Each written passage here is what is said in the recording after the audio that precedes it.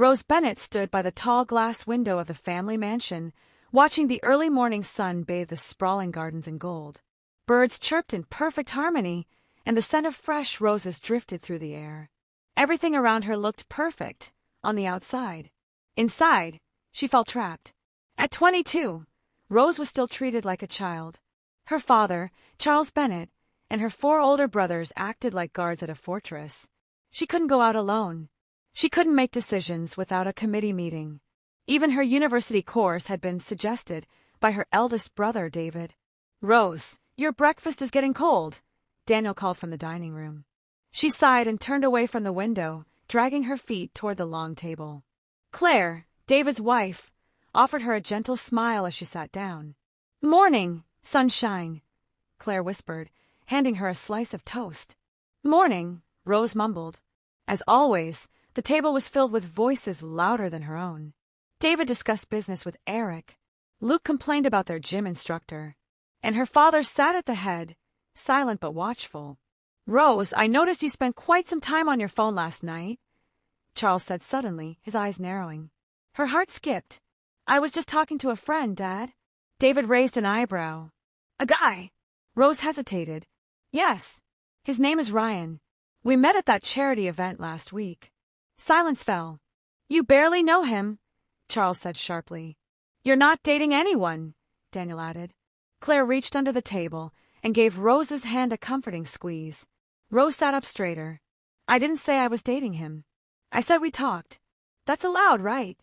The room stiffened. Rose clenched her fists. In that moment, she realized something. This mansion wasn't just home. It was her prison, and it was time to find a key. Later that morning, Rose escaped to the art room, her favorite corner of the mansion.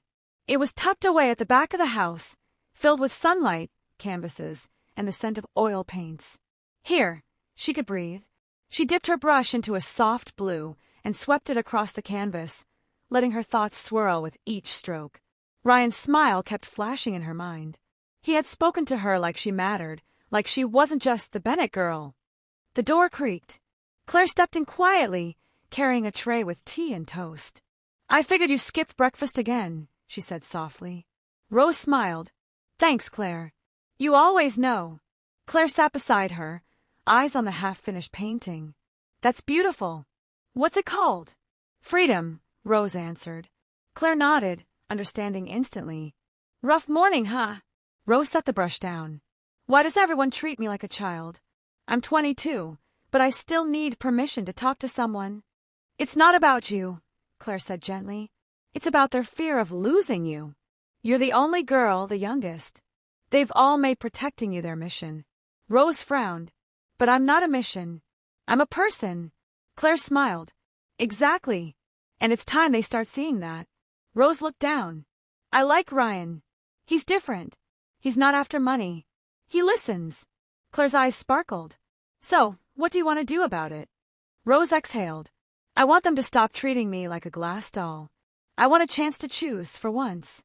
Claire stood and placed a hand on her shoulder. "Then we'll find a way to make that happen. But it'll take courage.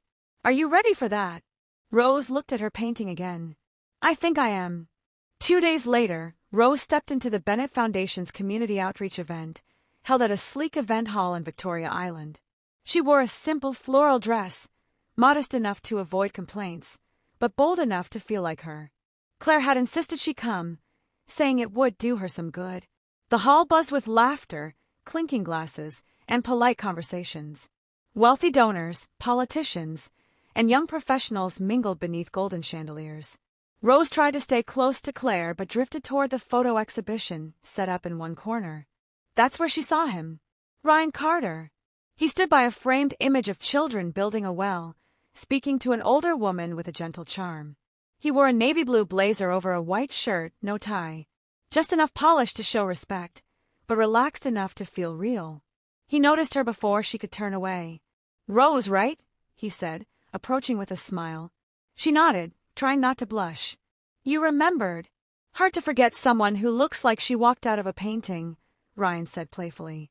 Rose laughed, genuinely fully. "Is that your line for all the rich girls?" He grinned. "No. Just the ones who look like they're searching for an exit." Her smile faded a little.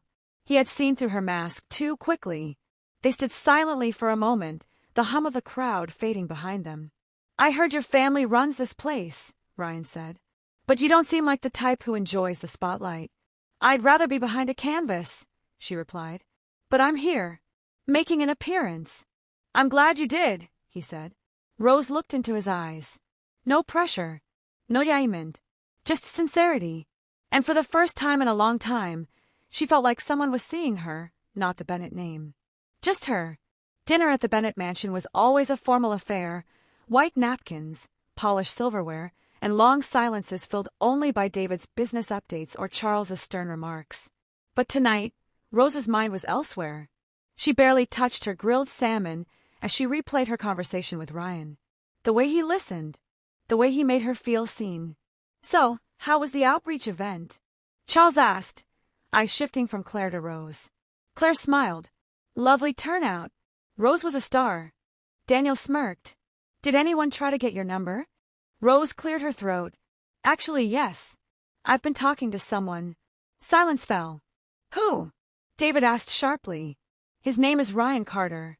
He's into tech and philanthropy. We met at the first event last month and again today." Charles leaned back, fork frozen midair. "And why are we just hearing this now?" "I didn't realize I needed permission to talk to someone," Rose said quietly but firmly. "You do when you live under this roof," David replied coldly. Eric chimed in. "We don't know anything about this guy. He could be after the family name. Or the money." Luke frowned. "Did you even check his background?" "Stop it," Rose said, her voice rising. "He's not some gold digger. He's kind. He listens. And he treats me like an adult, unlike everyone here." The room was stunned. Rose rarely raised her voice. "You're not dating him," Charles said, finality in his tone. Claire cleared her throat gently. "Maybe we should get to know him before we judge." David shook his head. "No need. We already know his type." Rose stood, her chair scraping loudly against the floor. Her eyes burned, but her voice was steady. "Then maybe it's time you get to know mine." And with that, she walked out, leaving behind a table full of silence and shock. The next morning, Rose sat curled up on a bench in the garden, her sketchpad in her lap, but untouched. The flowers were in bloom, but her mood was far from it. Her argument with the family still echoed in her ears. She heard soft footsteps, and didn't have to look up to know it was Claire. "Mind some company?" Claire asked gently. Rose shook her head. Claire sat beside her, handing over a warm mug of tea. "They're just scared," Claire began. "But that doesn't mean they're right." Rose sipped slowly. "It's not fear. It's control. I'm never allowed to decide anything for myself. Ryan isn't some stranger off the street. He's decent." Claire smiled. "I believe you. I saw the way he looked at you. Respect, not possession." Rose looked down. "It doesn't matter. They've already decided who he is." "Then let's change how they see him," Claire said. Rose looked at her, confused. "How?" Claire leaned closer, lowering her voice. "We make them see his character, not his car or clothes. A test." Rose blinked. "A test." Claire nodded. "A series of small, honest challenges. Cooking, cleaning, jogging with them, helping the staff. Nothing fancy. Just life skills. If he really cares, he'll do it. If he passes, they might back off." Rose hesitated, then smiled slowly. "You really think they'd agree?" Claire smirked. "David loves competition. Your dad loves tradition. And your brothers? They love proving people wrong. We'll play their game, but on our terms." For the first time in days, Rose felt a spark of hope. Maybe she couldn't break the mansion's rules overnight, but she could bend them. And maybe, just maybe, Ryan would help her do it. The family gathered in the living room that evening. Rose, her father, her 4 brothers, and Claire, who stood calmly with her arms crossed. The mood was tense. No one had forgotten Rose's outburst at dinner. Charles adjusted his reading glasses. "What is this meeting about, Claire?" She glanced at Rose, then stepped forward. "It's about compromise." David raised an eyebrow. "Compromise? With who?" "With your sister," Claire said evenly. "And with the young man she's interested in." Rose sat up straighter. The room was already heating up. Claire continued, "You don't trust Ryan Carter." Fine. Let him earn it. Give him a chance on your terms. Charles looked skeptical. You mean like an interview? Claire shook her head. No. A test. A series of practical tasks. Cooking, cleaning, jogging with the boys, even helping the staff around the mansion. Things that show character, not wealth. Eric leaned forward. You want him to do house chores? Yes, Claire said. If he's serious about Rose and willing to step into this family, let him show it. Luke exchanged a look with Daniel. What if he refuses? Then you'll know, Rose said quietly. And I'll accept your decision. David folded his arms. And if he passes? Claire smiled. Then maybe he deserves a seat at the table. Charles looked at his daughter. Are you prepared for what this means, Rose? If he fails, it's over. Rose nodded firmly. Yes, but at least give him a fair chance. Silence followed. Finally, Charles exhaled. One test a week. For weeks. Each brother will design one challenge. If he passes them all, I'll reconsider. David scowled but didn't object. Claire glanced at Rose, whose eyes gleamed with quiet determination. The deal was made. The games were about to begin. Ryan arrived at the Bennett mansion on Saturday morning, dressed simply in jeans and a polo shirt. Rose met him at the front door, nervous and excited. You look calm, she whispered.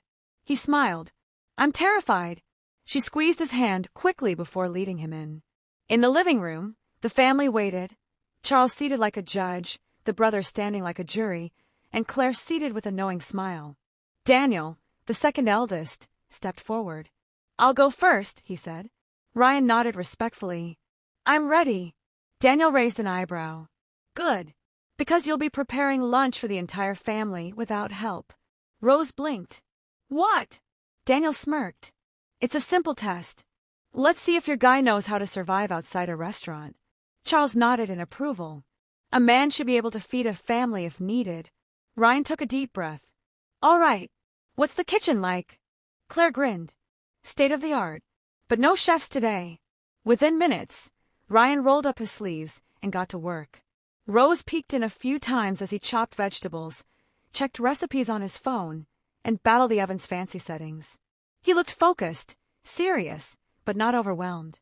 By lunchtime, the dining table was filled with plates of grilled chicken, fried plantains, jollof rice, and steamed vegetables. The family took their seats. Charles tasted the chicken first. His expression gave away nothing. David tried the jollof. Not bad, he admitted. A little smoky, but balanced. Eric cleared his plate. Luke even asked for seconds. Finally, Charles nodded slowly. You didn't burn the house down. Impressive. Ryan smiled humbly. I'm glad it wasn't a disaster. Daniel shrugged. You passed.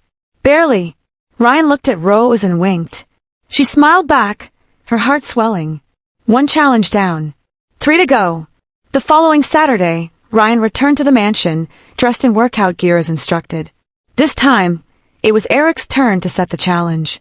The third Bennett brother was known for being logical, precise, and quietly intimidating. Eric stood waiting by the driveway with a clipboard in hand. Morning, he said coolly.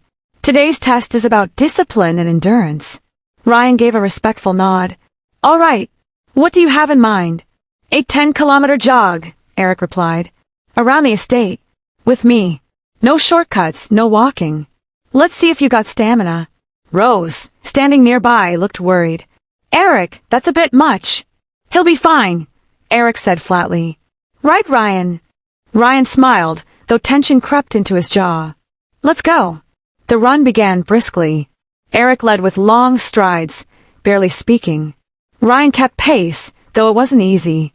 The estate's terrain was uneven, hills, gravel, garden paths, but Ryan pushed on, refusing to fall behind. Halfway through, sweat poured down his face. His legs ached, his breaths grew sharp, but he didn't quit. Why are you doing this? Eric asked suddenly mid-run. Ryan glanced at him. Because I care about Rose, and I want your respect. Eric said nothing, but his pace slowed slightly. By the time they returned to the mansion, Ryan was exhausted but upright. Rose ran to him with a towel, worry in her eyes. You okay? She asked. Ryan nodded, panting. Barely, but I made it. Eric walked up, checked his stopwatch, and gave the faintest smirk. Not bad. You've got more grit than I thought. Charles watched from the balcony and gave a slight approving nod. 2 challenges down. Ryan was earning more than points. He was earning respect. Saturday morning arrived with unexpected rain, but that didn't stop the next challenge from unfolding. Luke, the most unpredictable of Rose's brothers, was in charge this time. Always playful, sometimes reckless, he greeted Ryan at the door with a mop in one hand and a bucket in the other. No running, no speeches, Luke said with a smirk. Today you clean. Ryan blinked. Clean. Luke nodded. Top to bottom. Kitchen, patio, bathrooms, even Dad's favorite garden path. If you can't serve, you can't stay. Claire overheard and chuckled. You boys and your tests. One day, someone will test you too. Rose looked worried as Ryan grabbed the mop. You don't have to do this. But Ryan smiled. I do. If I'm serious about you, I have to be serious about all of this. The day was long and messy. He scrubbed floors, wiped windows, trimmed hedges under the light rain, and even washed the dogs with help from the housekeeper, Mama Tenny. By midday, his back ached and his hands were raw. But he didn't complain once. The staff noticed. So did Luke, who watched from the balcony, hiding his growing respect behind a bottle of malt. When the sun peeked through the clouds, Ryan was still sweeping the final patch of tiles. Rose brought him a towel and water. You passed, she whispered. Luke walked up, clapped Ryan on the back, and said, You don't quit. I like that. And for the first time, Ryan saw it. Not just a mansion, not just a test, but a family, slowly, carefully letting him in. One mop at a time. By the 3rd weekend, Ryan was starting to feel like a soldier going through boot camp. When he arrived at the mansion that morning, Luke, the youngest of Rose's brothers, was already waiting by the gate, dressed in casual clothes and work gloves. Today's test is simple, Luke said, handing Ryan a broom. You'll be spending the day with the mansion staff, cleaning, scrubbing, and helping with anything they need. No surfgoods. Ryan blinked. Cleaning. Luke nodded. If you're too good to mop the floor, you're too good to be with our sister. Claire gave Luke an approving look from the steps. Nicely said. Rose, who stood nearby, gave Ryan a worried glance. You don't have to. I want to, Ryan said, taking the broom. Let's do this. And so the day began. Ryan mopped floors, wiped windows, polished staircases, and helped the gardeners trim hedges under the hot sun. The mansion staff, at first skeptical, soon warmed up to him. He asked their names. He laughed with them. He didn't complain. Mrs. Agnes, the elderly cook, smiled as he scrubbed the kitchen counters. First time I've seen one of these fine boys lifting a mop. By sunset, Ryan's shirt was soaked, his hands blistered, but he didn't stop until every chore was done. Charles observed silently from the study window. Luke approached as Ryan rinsed the last bucket of dirty water. You didn't have to go that hard, Luke said. Ryan smiled tiredly. If I'm going to be part of this family, I should understand every part of it. Even the work behind the beauty. Luke stared at him for a moment, then nodded. That's a pass. Rose stepped out with a bottle of cold water, pride shining in her eyes. 3 challenges down. And Ryan was getting closer, to their hearts and to hers. Sunday morning came quietly, but the mansion was tense. It was David's turn, Rose's eldest brother, and the one she feared would be the hardest to win over. He was strict, calculated, and fiercely loyal to their father's authority. Ryan arrived in a crisp shirt and jeans, uncertain of what lay ahead. Claire greeted him at the door with a reassuring smile. Just be honest. That's all that matters today. David called everyone to the family study. It was the only room in the mansion that felt like a courtroom, dark wood panels, old books, and an intimidating silence. Charles sat at the head, arms crossed. Rose and the others sat quietly in the background. David stood, tall and serious. No running, no cooking, no cleaning today, he began. Just one test. Ryan nodded. Okay. I want to know your intentions. No games. No charm. Just truth, David said. What exactly do you want from my sister? And why should we believe you? Ryan took a deep breath. The room was so still he could hear his heartbeat. I want to love her, he began. Not control her, not limit her. Just love her for who she is, not what name she carries. She's kind, smart, creative, and stuck in a world where she's constantly told who to be. I want her to be free, to choose, to fail, to grow. He paused. I'm not perfect, but I'm willing to grow with her. That's all I'm offering. David studied him for a long moment, then looked at Rose. She deserves that freedom, Claire added softly. Charles said nothing, just observed. Finally, David nodded once. All right, I can respect that. And just like that, the final challenge was passed, not with strength or skill, but with truth. Now, the decision rested with the man at the head of the table. The silence in the study was thick as Charles Bennett slowly stood from his chair. Everyone turned to him, the final voice, the family's unshakable pillar. He looked at Ryan with a cold, unreadable expression. You've cooked for us, run with us, cleaned with us, and spoken from the heart, Charles said, pacing slowly. But this family is not like others. Our name carries weight. Our choices are scrutinized. And our daughter is precious to all of us. Rose shifted nervously in her seat. Charles turned to her. You want to grow. You want to be seen. I understand that. But love, my dear, is more than butterflies and promises. Then he looked at Ryan again. It is sacrifice, respect, patience, and responsibility. Ryan stood tall, meeting his gaze. I understand, sir. I'm not asking for permission to take her away. I'm asking for your trust to walk beside her. The room was silent. Then Charles surprised everyone by walking to Ryan and extending his hand. You've earned that trust, he said. Rose gasped softly. Her heart leapt. Ryan took his hand and shook it firmly. David gave a short nod. Daniel smiled a little. Eric folded his arms but didn't object. Luke gave Ryan a playful thumbs up. Claire leaned into Rose's ear. Congratulations, sweetheart. He's in. Rose beamed. Her heart felt light, almost unbelieving. After years of being caged in the safety of her family, the door had finally opened. And the person who had waited just beyond it was now walking in. One step, one test, one truth at a time. The mansion was still the same. But for Rose, everything had changed. With the final verdict delivered, the mood in the Bennett mansion shifted. For the first time in her life, Rose felt like she was standing on equal ground. Not just a baby sister hidden behind rules and wealth, but a woman finally seen. Ryan became a more frequent visitor, now welcomed through the front doors instead of side glances and suspicion.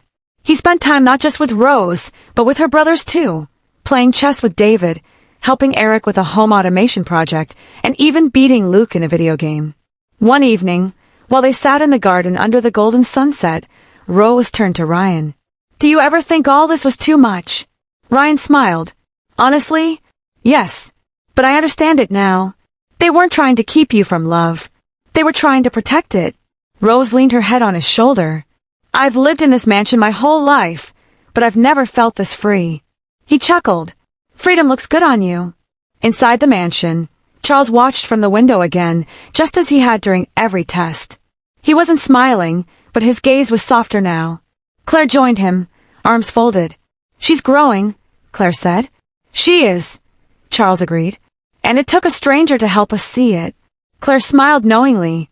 He's not a stranger anymore. Down in the garden, Rose stood and pulled Ryan toward the easel she had set up beneath the trees. It's time you sat still, she teased. My next painting's about trust. He sat, pretending to pose like royalty. Just make sure I look heroic. Rose laughed. The girl once silenced by protection had found her voice. And she was painting a new chapter, stroke by stroke with love. Despite the peace settling over the Bennett mansion, not everyone was fully convinced. That week, Eric sat alone in his home office, scrolling through a file he had quietly commissioned, Ryan Carter's full background check. Everything looked clean. Too clean. Claire walked in with a cup of tea. Still digging. Eric didn't look up. It's not that I don't like him. I just don't like being wrong. Claire sat across from him. Maybe you're not wrong. Maybe you're just afraid. Eric finally looked up. Afraid of what? That your sister might outgrow this house, Claire said gently. That she might not need you the way she used to. Eric didn't respond. He closed the file and sighed. Meanwhile, Rose noticed the subtle change too. Her brothers were kinder now, but still watched Ryan with quiet eyes. Like they were waiting for him to slip. I feel like they're still testing him, she told Claire later that day. Claire smiled faintly. Maybe they are. But it's not about Ryan anymore. It's about letting go. That evening, Rose and Ryan attended an art exhibition downtown. It was Rose's first public appearance as more than Bennett's daughter. She wore a simple black dress, her curls pinned up, confidence glowing from her skin. Ryan stayed close but never overshadowed her. He let her speak, let her shine. Reporters took photos. People whispered. And somewhere in the crowd, a mysterious man in dark glasses watched them closely. He snapped a photo of Ryan and walked away unnoticed. Back at the mansion, Charles stood alone in his study, staring at a family portrait on the wall. "Don't disappoint her," he murmured under his breath. Because love, in the Bennett household, was earned. But trust was still fragile. The following morning, Rose awoke to a strange tension in the air. The staff whispered more than usual, and her phone buzzed repeatedly with messages.